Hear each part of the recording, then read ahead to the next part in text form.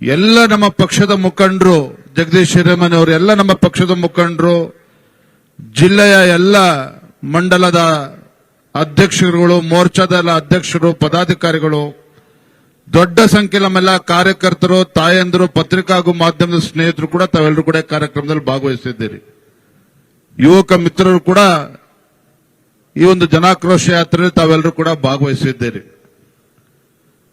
ನಮ್ಮ 4ನೇ ಹಂತದ ಜನಾಕ್ರೋಶ ಯಾತ್ರೆ ಕೋಲಾರದಿಂದ ಇವತ್ತು ಪ್ರಾರಂಭ, ನಾಳೆ ತುಮಕೂರು, ಚಿತ್ರದುರ್ಗ, ಬೇರೆ ಬೇರೆ ಜಿಲ್ಲೆಗಳಲ್ಲೂ ಕೂಡ ಹೋಗಬೇಕಾಗಿತ್ತು. ಆದರೆ ನಿನ್ನೆ ರಾತ್ರಿ ಏನು ಹಿಂದೆ ಪಹಲ್ಗಾಮ್ನಲ್ಲಿ ಉಗ್ರಗಾಮಿಗಳ ಅಟ್ಟಹಾಸಕ್ಕೆ 26 ಭಾರತೀಯರ ವೀರ ಮರಣ ಆಗಿತ್ತು. ಉಗ್ರಗಾಮಿಗಳ ಒಂದು ಅಟ್ಟಹಾಸಕ್ಕೆ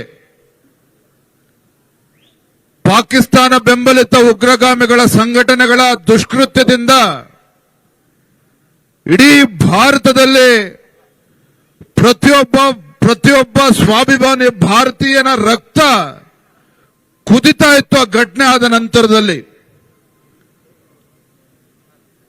26 ಏನಾವತ್ತೋ ಆ ಘಟನೆ ಆದ ನಂತರ 26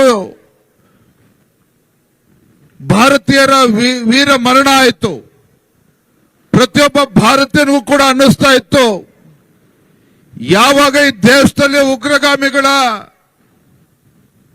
ಅಟ್ಟಹಾಸಕ್ಕೆ ಅಂತ್ಯ ಆಗ್ತದೆ, ಯಾವಾಗ ಈ ಪಾಕಿಸ್ತಾನ ಬೆಂಬಲಿತ ಉಗ್ರಗಾಮಿ ಸಂಘಟನೆಗಳಿಗೆ ಒಂದು ತಕ್ಕ ಉತ್ತರವನ್ನ ಭಾರತ ಕೊಡ್ತದೆ ಅಂತೇಳಿ ಎಲ್ಲರೂ ಕೂಡ ಬಹಳ ಆಕ್ರೋಶದಿಂದ, ಬಹಳ ನಿರೀಕ್ಷೆಯಲ್ಲಿ ಇದ್ರು.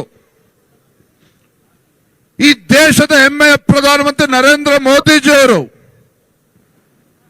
ಪಹಲ್ಗಾಮ್ನಲ್ಲಿ ಆದಂತ ದುರ್ಘಟನೆ ಮರುಕ್ಷಣದಲ್ಲಿ ಒಂದು ಹೇಳಿಕೆನ ಕೊಟ್ಟರು. ಯಾವುದೇ ಕಾರಣಕ್ಕೂ ಲಷ್ಕರ್ ಎ ತೊಯ್ಬಾ ಇರ್ಬೋದು, ಯಾವುದೇ ಉಗ್ರಗಾಮಿ ಸಂಘಟನೆಗಳಿರ್ಬೋದು, ತಕ್ಕ ಉತ್ತರವನ್ನ ಕೊಡ್ತೇವೆ, ಇದಕ್ಕೆಲ್ಲದಕ್ಕೂ ಕೂಡ ಒಂದು ಅಂತ್ಯವನ್ನ ಕಾಣಿಸ್ತೇವೆ ಅನ್ನುವ ಮಾತನ್ನ ಈ ದೇಶದ ಹೆಮ್ಮೆಯ ಪ್ರಧಾನಮಂತ್ರಿ ನರೇಂದ್ರ ಮೋದಿಜಿಯವರು ತತ್ಕ್ಷಣ ಘೋಷಣೆ ಮಾಡಿದ್ರು. ಬಹಳ ದಿನಗಳಿಂದ ನಿರೀಕ್ಷೆಯಲ್ಲಿ ನಾವೆಲ್ಲರೂ ಕೂಡ ಇದ್ವಿ. ಭಾರತೀಯರು ಕೂಡ ನಿರೀಕ್ಷೆಯಲ್ಲಿದ್ರು, ಪತ್ರಕರ್ತರು, ಮಾಧ್ಯಮದ ಸ್ನೇಹಿತರು ಕೂಡ ಯಾವಾಗ ಪ್ರತೀಕಾರವನ್ನು ತೆಗೆದುಕೊಳ್ತೇವೆ, ಸೇಡನ್ನ ತೀರಿಸಿಕೊಳ್ತೇವೆ ಅಂತ ಹೇಳಿ ಎಲ್ಲ ಟಿವಿಗಳಲ್ಲೂ ಕೂಡ ಚರ್ಚೆ ನಡೀತಾ ಇತ್ತು. ಇಂಥ ಸಂದರ್ಭದಲ್ಲಿ ನಿನ್ನೆ ಮಧ್ಯರಾತ್ರಿ ಭಾರತದ ಯೋಧರು ಪಾಕಿಸ್ತಾನದಲ್ಲಿ 4 ಕಡೆ, ಪಾಕಿಸ್ತಾನ ಆಕ್ಯುಪೈಡ್ ಕಾಶ್ಮೀರದಲ್ಲಿ 5 ಕಡೆ ಉಗ್ರಗಾಮಿಗಳ ಅಡಗು ತಾಣದ ಮೇಲೆ ದಾಳಿಯನ್ನ ನಡೆಸಿ 100ಕ್ಕೂ ಹೆಚ್ಚು ಉಗ್ರಗಾಮಿಗಳ ಹತ್ಯೆಯನ್ನು ಮಾಡತಕ್ಕಂಥ ಕೆಲಸವನ್ನು ಮಾಡಿದ್ದಾರೆ. ಆ ಕಾರಣಕ್ಕೋಸ್ಕರ ನಾವಿವತ್ತು ನರೇಂದ್ರ ಮೋದಿಜಿಯವರನ್ನ ಬೆಂಬಲಿಸ್ತೇವೆ, ನಮ್ಮ ಭಾರತದ ಯೋಧರನ್ನ ಬೆಂಬಲಿಸ್ತೇವೆ. ಆ ನಿಟ್ಟಿನಲ್ಲಿ ಇವತ್ತು ನಾವು ಕೂಡ ಕೋಲಾರಮ್ಮನ ಆ ತಾಯಿಯಲ್ಲಿ ಪೂಜೆಯನ್ನು ಸಲ್ಲಿಸಿ, ಪ್ರಾರ್ಥನೆಯನ್ನ ಸಲ್ಲಿಸಿ, ಇಂಥ ಉಗ್ರಗಾಮಿಗಳ ವಿರುದ್ಧ ಒಂದು ಹೋರಾಟವನ್ನು ನಡೆಸ್ತಾ ಇರ್ತಕ್ಕಂಥ ಭಾರತದ ಯೋಧರ ಪರವಾಗಿ ನಾವೆಲ್ಲರೂ ಕೂಡ ಒಟ್ಟಾಗಿದ್ದೇವೆ, ಒಂದಾಗಿದ್ದೇವೆ. ನಮ್ಮ ಭಾರತದ ಯೋಧರಿಗೆ ನೈತಿಕ ಸ್ಥೈರ್ಯವನ್ನು ತುಂಬತಕ್ಕಂಥ ಕೆಲಸ ಮಾಡ್ತೇವೆ ಅನ್ನುವ ಶಪಥವನ್ನ ಮಾಡಿ ಇವತ್ತು ನಾವು ಕೋಲಾರದಲ್ಲಿ ಕಾರ್ಯಕ್ರಮವನ್ನು ಮಾಡ್ತಾ ಇದ್ದೇವೆ. ನಾನು ಬೆಳಗ್ಗೆ ದಿನ ಬೆಂಗಳೂರಿನಲ್ಲಿ ಪತ್ರಿಕಾ ಸ್ನೇಹಿತರ ಜೊತೆ ಮಾತನಾಡ್ತಾ ಈ ರಾಜ್ಯದಲ್ಲಿರ್ತಕ್ಕಂಥ ಭಾರತೀಯ ಜನತಾ ಪಾರ್ಟಿಯ ಕಾರ್ಯಕರ್ತರಿಗೆ, ನಮ್ಮ ರಾಜ್ಯದಲ್ಲಿರ್ತಕ್ಕಂಥ ಪ್ರತಿಯೊಬ್ಬರಿಗೂ ಕೂಡ ನಾನು ವಿನಂತಿಯನ್ನು ಮಾಡಿದ್ದೇನೆ. ಇವತ್ತು ನಾಳೆ ನಾವು ನಮ್ಮ ಊರುಗಳಲ್ಲಿ ದೇವಸ್ಥಾನಕ್ಕೆ ತೆರಳಿ ಆ ಭಗವಂತನಲ್ಲಿ ಪ್ರಾರ್ಥನೆ ಮಾಡೋಣ. ಆ ಭಗವಂತನಲ್ಲಿ ಪ್ರಾರ್ಥನೆ ಮಾಡಿ ಈ ದೇಶದ ಯುವಕರಿಗೆ, ಯೋಧರಿಗೆ ಆ ಭಗವಂತ ಶಕ್ತಿ ಕೊಡ್ಲಿ, ನಮ್ಮ ದೇಶದ ಪ್ರಧಾನಮಂತ್ರಿ ನರೇಂದ್ರ ಮೋದಿಜಿ ಅವರಿಗೆ ಈ ಜಗತ್ತಿನ ಎಲ್ಲ ರಾಷ್ಟ್ರಗಳು ಕೂಡ ಇನ್ನು ಶಕ್ತಿನ ತುಂಬಬೇಕು. ಇವತ್ತು ದೇಶವನ್ನ ಕಿತ್ತು ತಿಂತಾ ಇರ್ತಕ್ಕಂಥ ಈ ಉಗ್ರಗಾಮಿಗಳನ್ನ, ಅವರ ಅಡುಗುತಾಣಗಳನ್ನ, ಭಯೋತ್ಪಾದಕರನ್ನ ಬುಡ ಸಮೇತ ಕಿತ್ತಾಕ್ತಕ್ಕಂಥ ಶಕ್ತಿ ಆ ಭಗವಂತ ಕರುಣಿಸ್ಲಿ ಅಂತ ಹೇಳಿ ನಾವು ಪ್ರಾರ್ಥನೆ ಇವತ್ತು ಮಾಡಬೇಕು ಅಂತೇಳಿ ನಾನು ಕರೆಯನ್ನು ಇವತ್ತು ನೀಡಿದ್ದೇನೆ. ಒಪ್ಕೊಳ್ತೇನೆ. ಇವತ್ತು ಜನಾಕ್ರೋಶ ಯಾತ್ರೆ ಕಾಂಗ್ರೆಸ್ ರಾಜ್ಯದಲ್ಲಿರ್ತಕ್ಕಂಥ ಈ ಒಂದು ಜನ ವಿರೋಧಿ, ರೈತ ವಿರೋಧಿ, ಬಡವರ ವಿರೋಧಿ, ಹಿಂದೂ ವಿರೋಧಿ ಕಾಂಗ್ರೆಸ್ ಸರ್ಕಾರದ ವಿರುದ್ಧ ನಮ್ಮ ಹೋರಾಟ ಇವತ್ತು ಆಗಬೇಕಾಗಿತ್ತು, ಇವತ್ತು ನಾಳೆ ನಾಡಿದ್ದು. ಆದರೆ ಇವತ್ತು ಇಡೀ ದೇಶ, ಪ್ರತಿಯೊಬ್ಬ ಭಾರತೀಯನು ಕೂಡ ನಾವೆಲ್ಲರೂ ಕೂಡ ಒಟ್ಟಾಗಿದ್ದೇವೆ, ಒಂದಾಗಿದ್ದೇವೆ. ಯೋಧರಿಗೆ ಬೆಂಬಲವನ್ನು ನೀಡಬೇಕಾಗಿದೆ. ಎಲ್ಲ ಪಕ್ಷಗಳು ಕೂಡ, ಕಾಂಗ್ರೆಸ್ ಇರ್ಬೋದು, ಬಿಜೆಪಿ ಇರ್ಬೋದು, ಜೆಡಿಎಸ್ ಇರ್ಬೋದು, ದೇಶದ ಎಲ್ಲ ರಾಜಕೀಯ ಪಕ್ಷಗಳು ಕೂಡ ನಾವೆಲ್ಲರೂ ಕೂಡ ಒಟ್ಟಾಗಿದ್ದೇವೆ, ಒಂದಾಗಿದ್ದೇವೆ ಅನ್ನುವ ಸಂದೇಶವನ್ನ ಇಡೀ ಜಗತ್ತಿಗೆ ನಾವು ನೀಡಬೇಕಾಗಿದೆ. ಪಾಕಿಸ್ತಾನ ಮುಂದಿನ ದಿನಗಳಲ್ಲಿ ಇವತ್ತು ಭಾರತದ ಕಡೆ ಮತ್ತೆ ತಿರುಗಿ ನೋಡಬಾರದು. ಪಾಕಿಸ್ತಾನದಲ್ಲಿರ್ತಕ್ಕಂಥ ಉಗ್ರಗಾಮಿಗಳು ಮತ್ತೆ ಉಸಿರು ಎತ್ತಬಾರದು. ಆ ನಿಟ್ಟಿನಲ್ಲಿ ನಾವೆಲ್ಲರೂ ಕೂಡ ಒಟ್ಟಾಗಿ ಇವತ್ತು ಭಾರತದ ಯೋಧರಿಗೆ ಇವತ್ತು ಬೆಂಬಲ ನೀಡಬೇಕಾಗಿದೆ. ಆ ನಿಟ್ಟಿನಲ್ಲಿ ಇವತ್ತು ಕಾರ್ಯಕ್ರಮ ನಾವು ಮಾಡ್ತಾ ಇದ್ದೇವೆ. ಇವತ್ತು ಕಾಂಗ್ರೆಸ್ ಅವರನ್ನು ಟೀಕೆ ಮಾಡೋದಕ್ಕೆ ಬೇರೆ ಸಂದರ್ಭವನ್ನು ಬಳಸಿಕೊಳ್ಳೋಣ.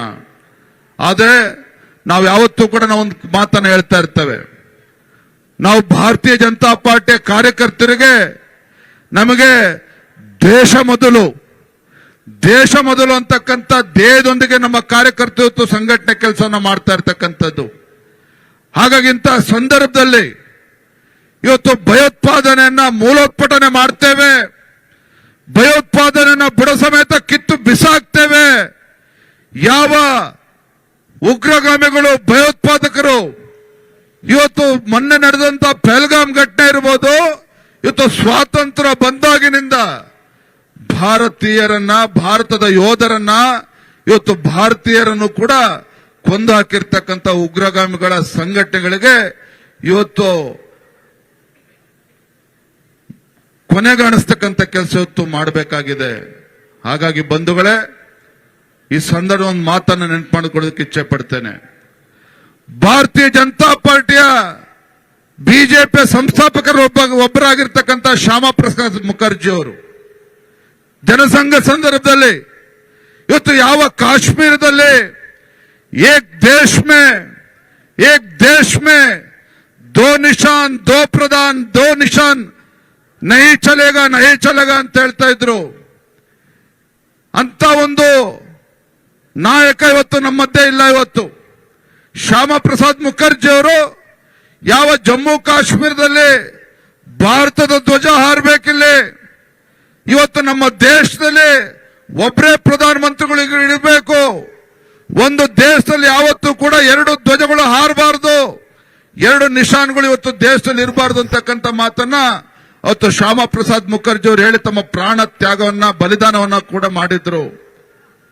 ಇವತ್ತು ದೇಶದ ಹೆಮ್ಮೆಯ ಪ್ರಧಾನಮಂತ್ರಿ ನರೇಂದ್ರ ಮೋದಿಜಿಯವರು ಶಪಥ ಮಾಡಿದ್ದಾರೆ, ನಮ್ಮ ಪ್ರಧಾನಮಂತ್ರಿಗಳು ಶಪಥ ಮಾಡಿದ್ದಾರೆ, ಇವತ್ತು ತೀರ್ಮಾನ ಮಾಡಿದ್ದಾರೆ, ಇಂಥ ಉಗ್ರಗಾಮಿಗಳ ಚಟುವಟಿಕೆಗಳಿಗೆ ಅಂತ್ಯವನ್ನ ಹಾಡಬೇಕು.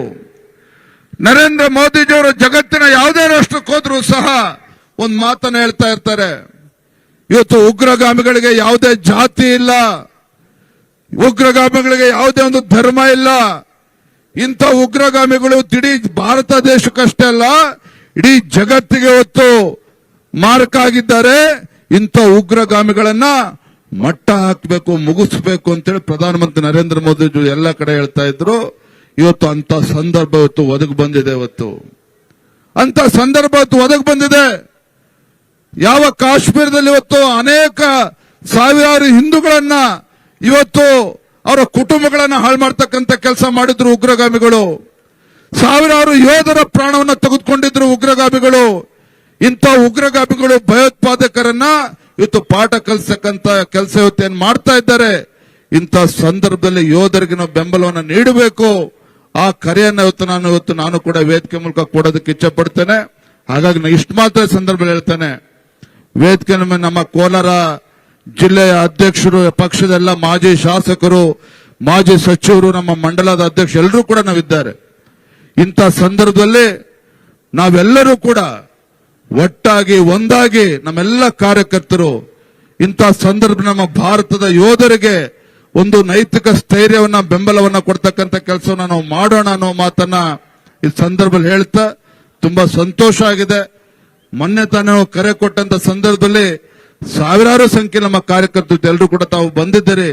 ಮುಂದಿನ ದಿನಗಳಲ್ಲಿ ಮತ್ತೊಮ್ಮೆ ಕಾರ್ಯಕ್ರಮಗಳನ್ನ ಮಾಡೋಣ, ಪಕ್ಷ ಸಂಘಟನೆಗೆ ಇವತ್ತು ಶಕ್ತಿ ತುಂಬತಕ್ಕಂಥ ಕೆಲಸ ಮಾಡೋಣ ಅನ್ನೋ ಮಾತನ್ನ ಸಂದರ್ಭದಲ್ಲಿ ಹೇಳ್ತಾ ಮತ್ತೊಮ್ಮೆ ತಾವೆಲ್ಲರೂ ಕೂಡ ಬಂದಿರ್ತಕ್ಕಂಥ ಎಲ್ಲ ಕಾರ್ಯಕರ್ತರಿಗೆ ವಂದಿಸಿ ನನ್ನ ಮಾತುಗಳಿಗೆ ವಿರಾಮವನ್ನು ಹೇಳ್ತೇನೆ.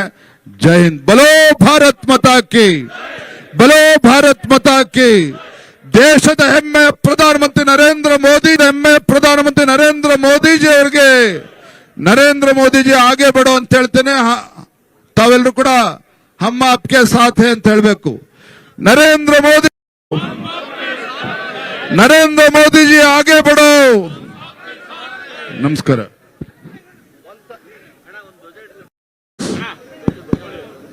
ಒಂದ್ಸರಿ ಇನ್ನು ಹೆಚ್ಚಿನ ವಿಡಿಯೋಗಳಿಗೆ ಪ್ರತಿಧ್ವನಿ ಯೂಟ್ಯೂಬ್ ಚಾನೆಲ್ ಸಬ್ಸ್ಕ್ರೈಬ್ ಮಾಡಿ, ಬೆಲ್ ಐಕಾನ್ ಕ್ಲಿಕ್ ಮಾಡಿ.